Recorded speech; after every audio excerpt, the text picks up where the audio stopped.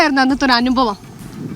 അന്ന് സത്യം പറഞ്ഞ ക്ലാസ് കട്ട് ചെയ്യാനുള്ളൊരു കാരണം അതായിരുന്നു നമുക്ക് മെയിൻ. നമ്മുടെ ഈ ക്യാമറയ്ക്ക് പിറകിൽ നിൽക്കുന്ന ഒരാളെ കൂടി നമുക്ക് ഇങ്ങോട്ട് വിളിക്കാവുന്ന വിശേഷം ചോദിച്ചിട്ട് വിടാം. ഫുൾ ടീം ഇവിടെ സജ്ജമാണ്. അവര് ഗസ്റ്റ് കോർഡിനേറ്റ് രാവും പകലും കഷ്ടപ്പെടുന്ന ഒരു ചെറുപ്പക്കാരനെയാണ്.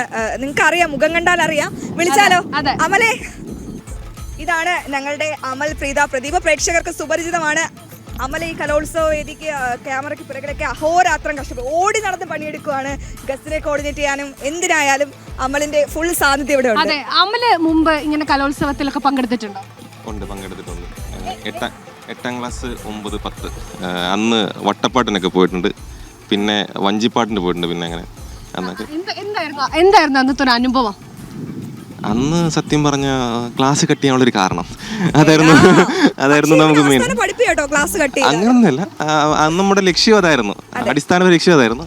പക്ഷേ കുഴപ്പമില്ലാണ്ട് എ-ഗ്രേഡൊക്കെ മേടിച്ചിട്ട് നമ്മൾ നടന്ന് പോയിട്ടുണ്ട്. ഇത്ര മെച്ചോർഡായിട്ട് സംസാരിക്കുന്ന ഒരു വാർത്താ അവതാരകനെ പ്രേക്ഷകർ കണ്ടിട്ടുണ്ടോ?